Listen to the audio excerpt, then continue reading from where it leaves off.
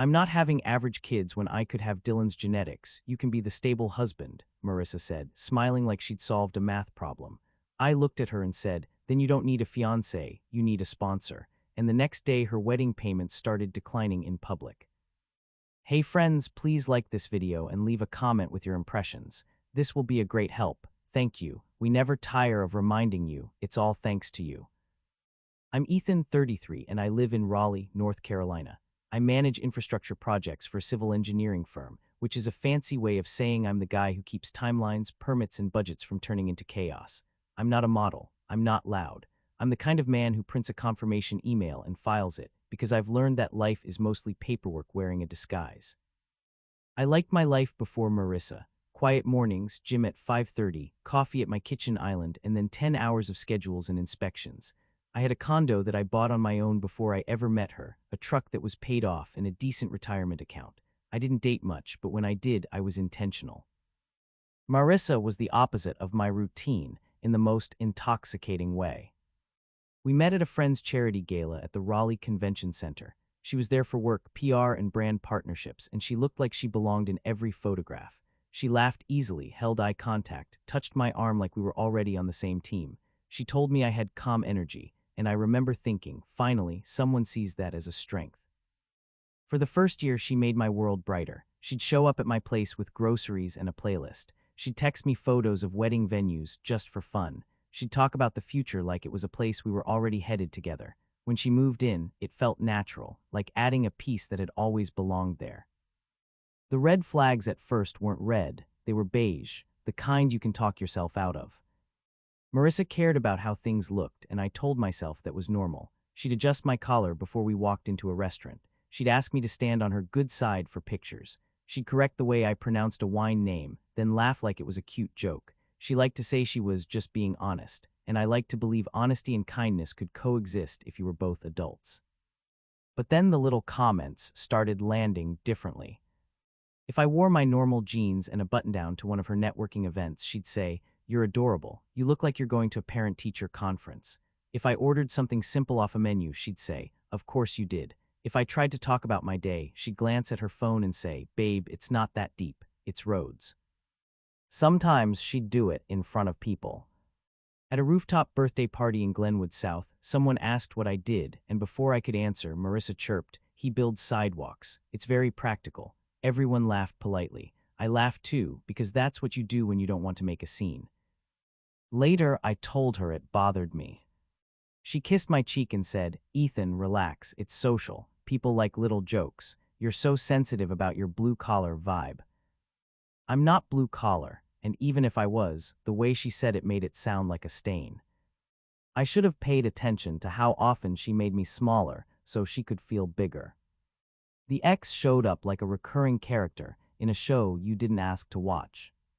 His name was Dylan, 30, tall, charming, the kind of guy who takes photos leaning on other people's expensive cars. He and Marissa had dated on and off for years before me. She described him as a lesson and a phase, which I wanted to believe. She also kept him in her orbit in a way that didn't match those words. He'd comment on her posts with inside jokes. He'd text her about old memories. He'd show up to the same social events, and Marissa would act surprised, like Raleigh was a tiny town and this was all coincidence. The first time I asked why she still followed him so closely online, she gave me a look like I'd asked her to stop breathing. "Ethan," she said, "it's not a threat, it's just optics. He's connected, don't be weird." Sounds logical. That was her favorite phrase when she wanted to shut down a conversation without actually answering it. Then she started comparing. Not directly at first, little things.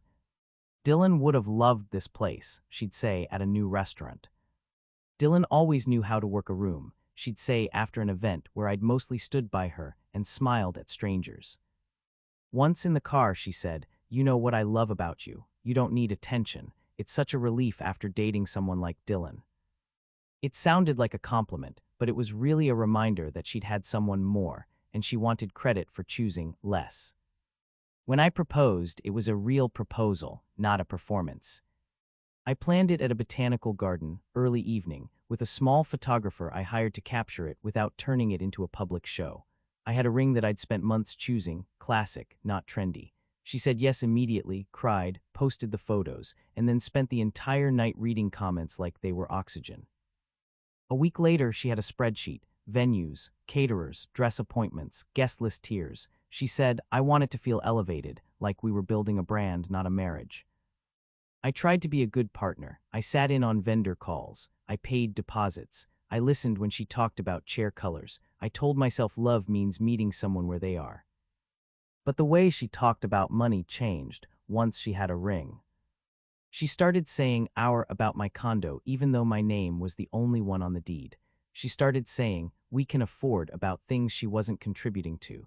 She started using the word provider like it was a job title I'd applied for.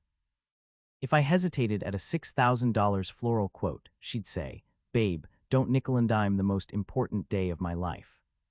Not our day, hers. One Tuesday night in early September, after a vendor meeting, she suggested we go out to celebrate. We ended up at a steakhouse in North Hills. It was quiet, expensive, the kind of place where the check arrives like a small mortgage payment.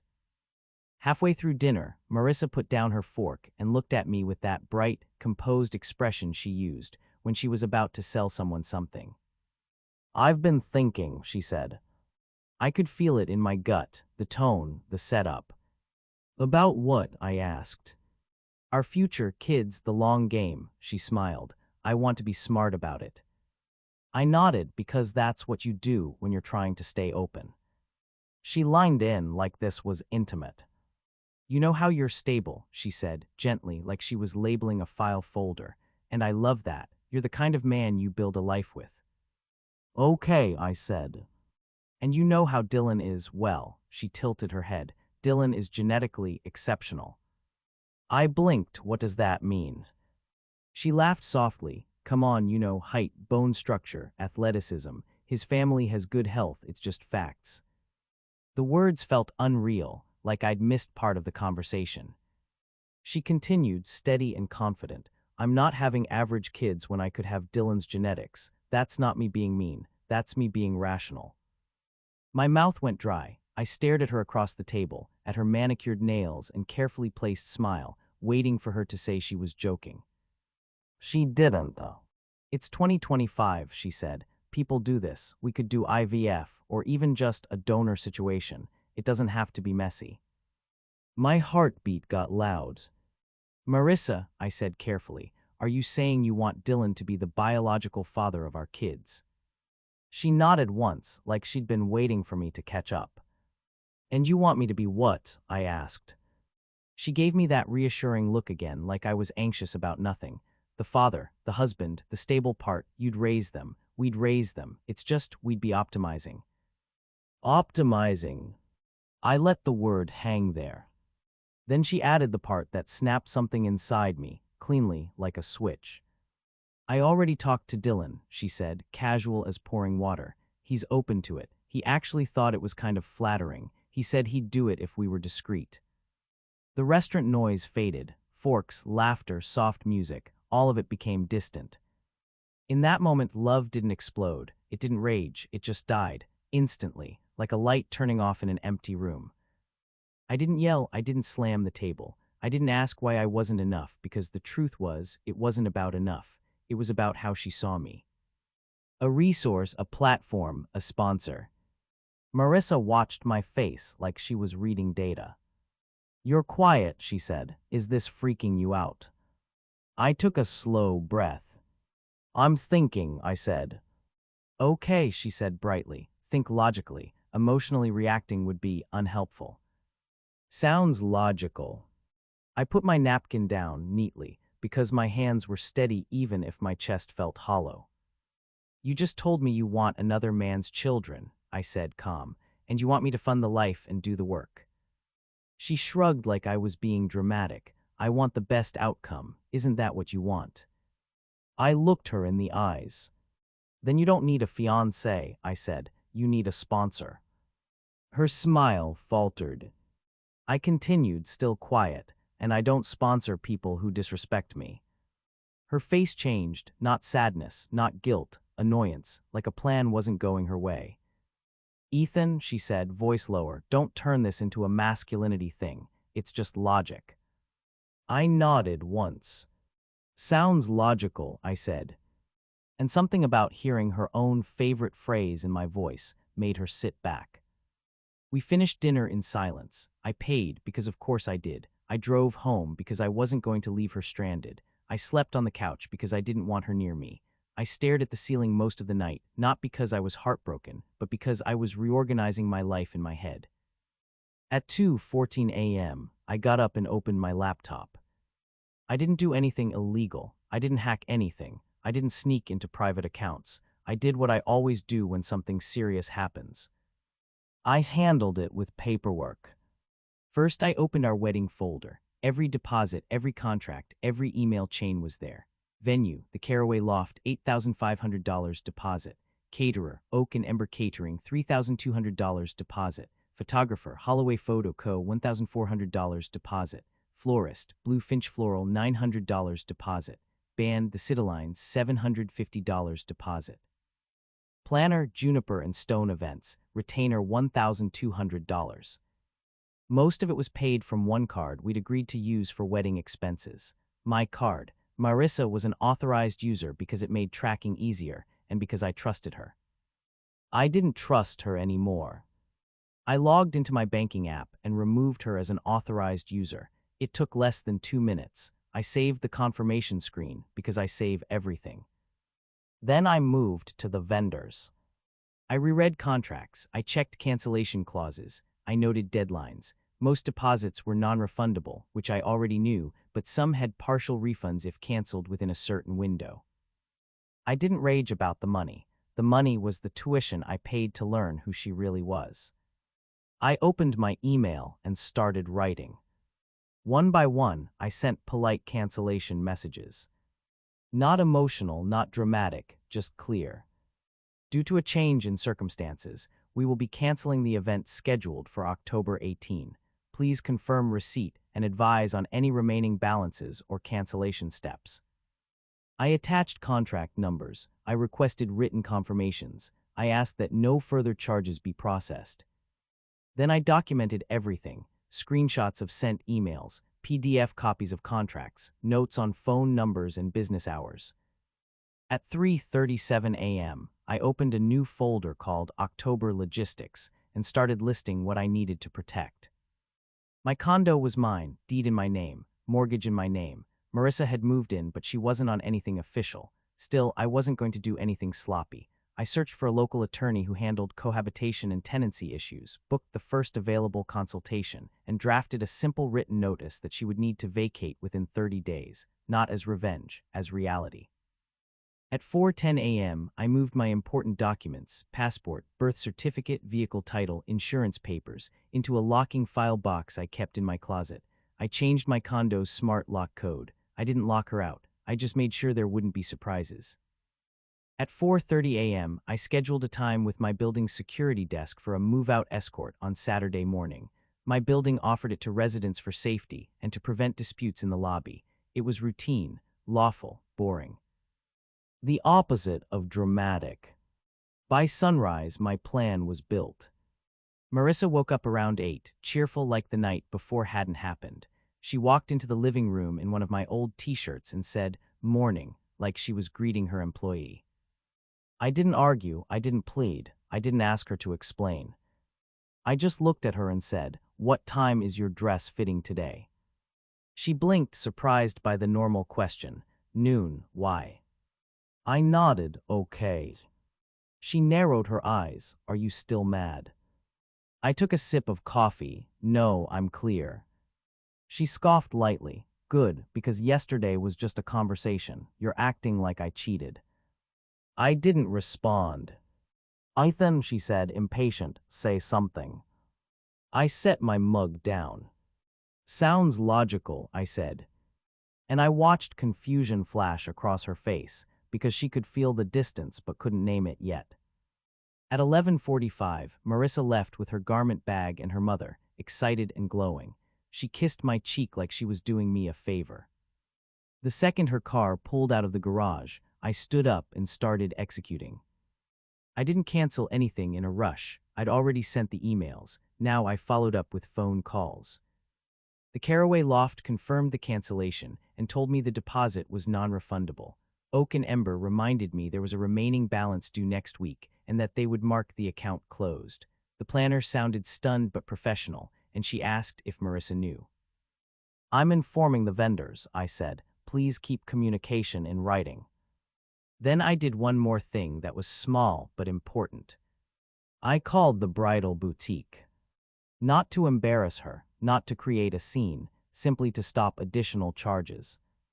Marissa had a dress on a payment plan, and the card on file was the wedding card. "Mine." I asked politely to remove the card from the account and send me confirmation of any remaining balances. They said they couldn't discuss the account details without Marissa present. I said, "Understood," and hung up. I wasn't going to force anything. I didn't need to. Because the timing would speak for itself.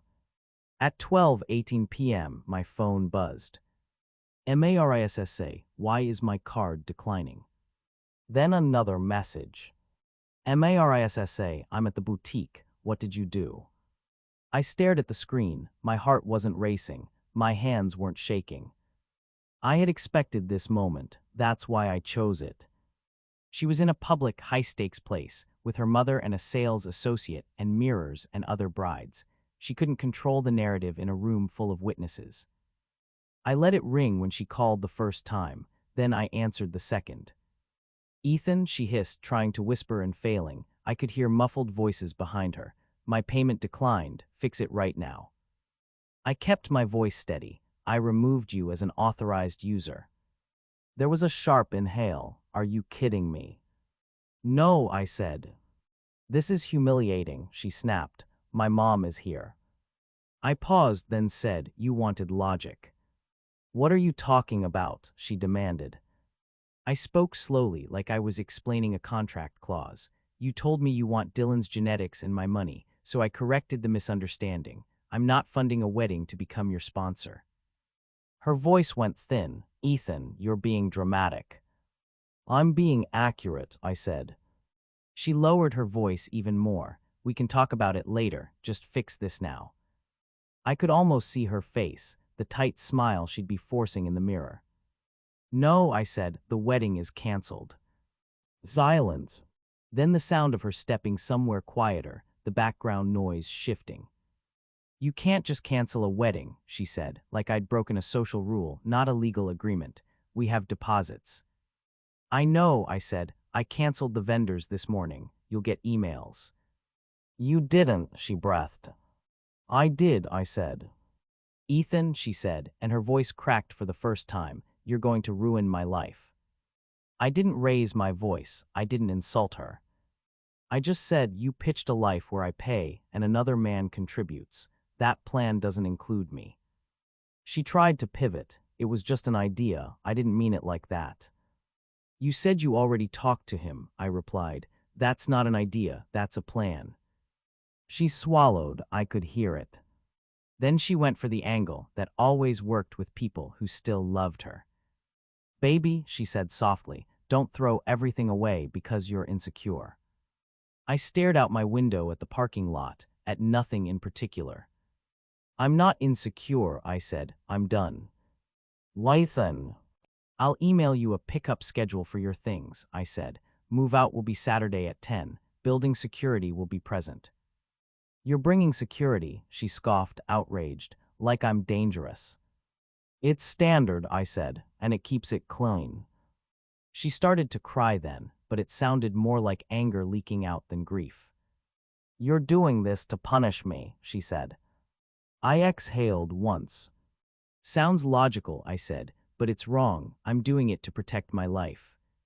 And then I ended the call. Within an hour, the smear began. Marissa posted on Instagram and Facebook, vague at first, a photo of her ring hand with the caption, "Some men can't handle a strong woman." Then another, "When you realize you almost married someone who wanted to control you." Then by late afternoon, she went more direct. "Wedding canceled because he freaked out. He's unstable. Pray for me." People started texting. Some asked if I was okay. Some asked what happened. A few hinted that I'd messed up because Marissa was a catch. I didn't argue with anyone privately. I didn't start a war. I responded once, publicly, with facts. I wrote a short post on my own page. No insults, no name-calling, just a clean statement. I canceled my wedding after my fiancée told me she wanted her ex to father our future children for genetics, while I remain the financial provider. I'm sharing 2 screenshots for clarity. I won't be discussing this further. Please respect my privacy. I attached 2 screenshots of her texts from that night, messages where she laid it out plainly, including the line about Dylan's genetics and you're the stable husband. No doxing, no address, no threats, just her own words with her name partially covered. Then I logged off. Silence is powerful when you've already provided receipts. The comments under her post shifted fast. People don't like being manipulated when proof shows up. Some defended her anyway because some people always will, but a lot of her friends went quiet. Her mother stopped liking her posts. Dylan, interestingly, vanished from the conversation completely. That part didn't surprise me. 2 days later, Marissa came home like a storm. She walked into my condo and threw her purse onto the counter. "You embarrassed me," she said, eyes bright and sharp. "You posted screenshots." "I posted facts," I said. "You made me look like a monster." "You used your words," I replied, calm. "I used mine." She paced like she was trying to find the right angle. "You could have just talked to me." "I did," I said. "At dinner, you explained it, very rationally." She flinched like she remembered how confident she'd been. "You're seriously ending an engagement over a hypothetical," she snapped. "It wasn't hypothetical," I said. "You said you already asked him." She opened her mouth, closed it, then tried another move. "Fine, I shouldn't have said it like that, but you're overreacting." I nodded once. "You're allowed to want what you want. I'm allowed to leave." Her eyes narrowed. "So that's it. You're just going to throw me away." "I didn't take the bait." "I'm not throwing you away," I said. "I'm removing myself." She stared at me, and for a moment, she looked genuinely confused, like she couldn't comprehend a man not fighting for her. Then she said the line that confirmed everything. "You're making a terrible business decision," she said. "Do you know how I elevate you socially?" I almost laughed, but I didn't. I just said, "Sounds logical." And I walked into my bedroom and closed the door.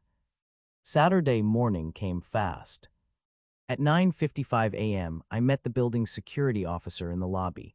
His name was Marcus, mid-40s, calm, professional. He didn't ask questions, he just did his job. Marissa arrived at 10:07 with her brother and 2 suitcases. Her mascara was perfect. Her posture was rigid. She looked like she'd dressed for a courtroom. She tried to speak first, like she wanted control. "Let's just get my stuff," she said. "Okay," I replied. We rode the elevator up in silence. Marcus stayed a few steps back, visible but not looming, a witness, a boundary. Inside, Marissa moved quickly at first, grabbing clothes, toiletries, a few decorative items she'd brought. Then she slowed down as reality settled in. She walked into the living room and looked at the framed engagement photo she'd placed on the shelf. Her smile in the photo looked like a different person. She turned to me. "Are you really doing this?" "Yes," I said. Her voice softened, and for a second it almost sounded sincere. "Ethan, I didn't mean it the way it came out."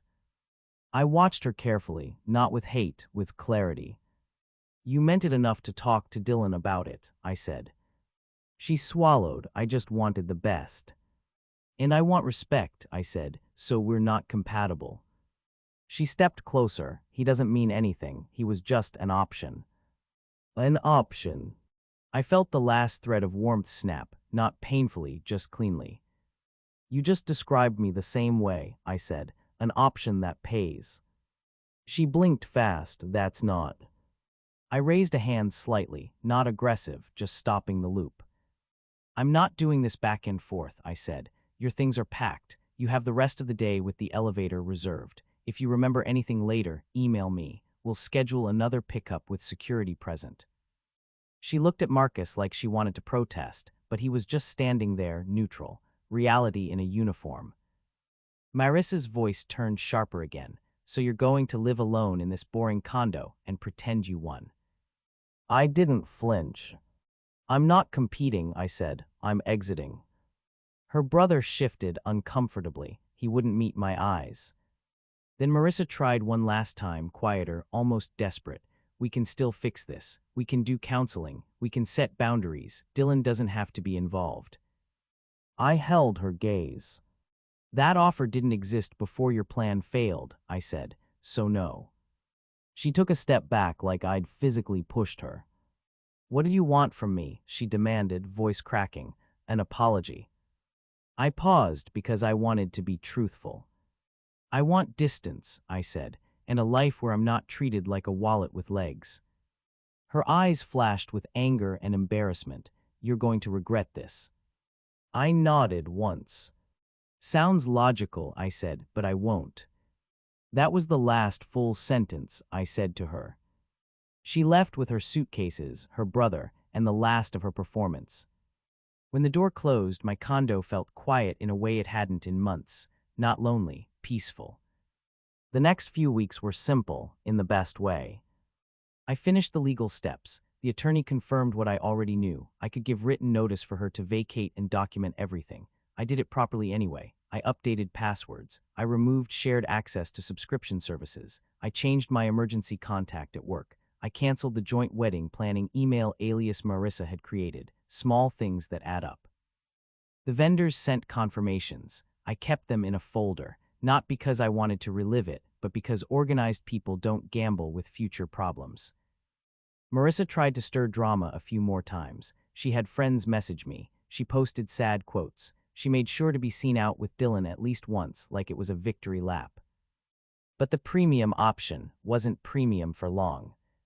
Within a month, Dylan disappeared again. The rumors were boring and predictable: missed rent, job instability, needing space, moving to another city for an opportunity.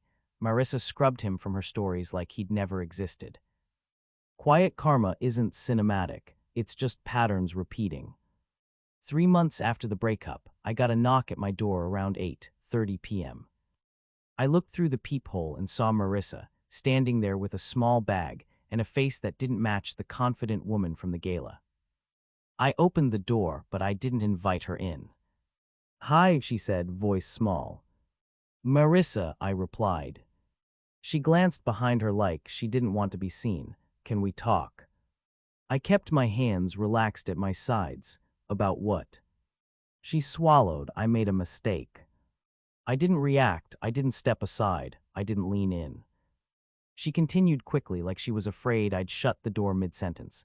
I was stressed. Wedding planning, pressure. I said something stupid. I didn't mean it. I didn't want to lose you. I listened until she finished. Then I said calmly, you didn't lose me. You traded me. Her eyes filled with tears. That's not fair. It's accurate, I said. She took a shaky breath. Ethan, please, we had something good. I nodded slightly. We had something that looked good. She flinched. I continued, voice even. You wanted the best genetics and the best stability, like you were assembling a product. You can build your life that way if you want, but I'm not a component. She wiped her cheek quickly. I can change. I believed she believed that in that moment, but I also knew something else. Change that comes after consequences isn't love, it's damage control. I looked at her not cruelly, just firmly. You wanted logic, I said. Here it is. The person who said that to me is not my future wife, and the person who could say it again is not allowed back in my home. She whispered, so that's it. I nodded once, that's it. She stared at me, desperate for a crack in the door, in my face, in my voice. There wasn't one. As I started to close the door, she said, you're really okay with being alone. I paused just long enough to answer honestly. I'm not alone, I said. I'm at peace. And I closed it. A year later, my life looks boring on social media and perfect in real life. I'm still in Raleigh. I still manage projects. I still go to the gym early. I started volunteering with a local food bank on weekends, not as a healing journey, but because it felt good to do something real. I also met someone who doesn't treat love like a strategy.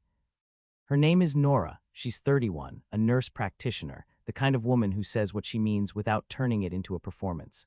The first time she came over, she thanked me for cooking and then started washing dishes without making a speech about it. We talk like adults. We disagree without weaponizing it. She never once made me feel like I needed to earn respect with money.